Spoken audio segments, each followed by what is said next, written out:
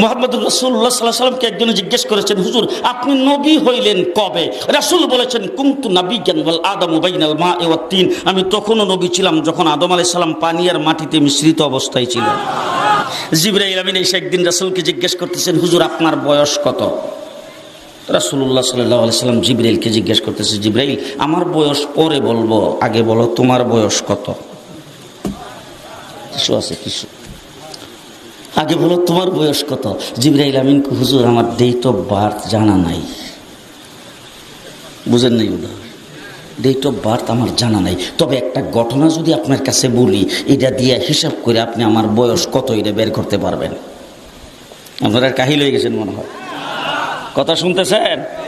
জিবরাইল বলতে শুধু একটা ঘটনা বললে আপনি হিসাব করে তারপর আমার বয়সটা বের করতে পারবেন। যখন এই কথা বলছেন, রাসূল বলে কি ঘটনা? বল হুজুর আমাকে যখন আল্লাহ সৃষ্টি করেছেন তখন আমি আরশের নিকটে দেখতাম একটা তারা উঠত, একবার উঠলে ৭০,০০০ বছর থাকতো।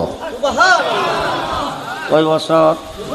৭০,০০০ বছর। এরপরে যখন অস্ত যাইতো ৭০,০০০ বছর পর্যন্ত চলে যেত, আবার যখন উঠতো ৭০,০০০ বছর থাকতো।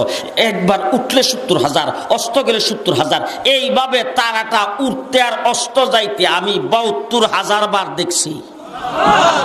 হুজুর এখন হিসাব করে আমার বয়সটা কত এটা আপনি বের করে নেন। রাসূলুল্লাহ সাল্লাল্লাহু আলাইহি সাল্লাম বলেন, হিসাব করার জন্য তো ক্যালকুলেটর মেশিন লাগবে, সেই মেশিনটা তো এখন নাই, হিসাবটা পরে করব, আগে বলো দেখি তারাটার নাম কি, কোথায় থেকে আসতো, এটার পরিচয় কি? জিবরাইল আমিন বলেন, হুজুর এই সম্পর্কে আমি কিছুই জানি না। আল্লাহর নবী বলেন, আমার কাছ থেকে জেনে নাও, যেই তারাটারে তুমি উঠতে দেখতা অস্ত যাইতে দেখতা সেই তারাটাই ছিলাম আমি। এখন তুমি হিসাব করে বের করো আমার বয়স কত। রাসূল বলছেন, আউয়ালু মা খালাকাল্লাহু নূরি, আর এক রাওয়ায়াতে বলছেন আউয়ালু মা খালাকাল্লাহু রূহি, আল্লাহ পাক সর্বপ্রথম আমার নূরকে তৈরি করেছেন।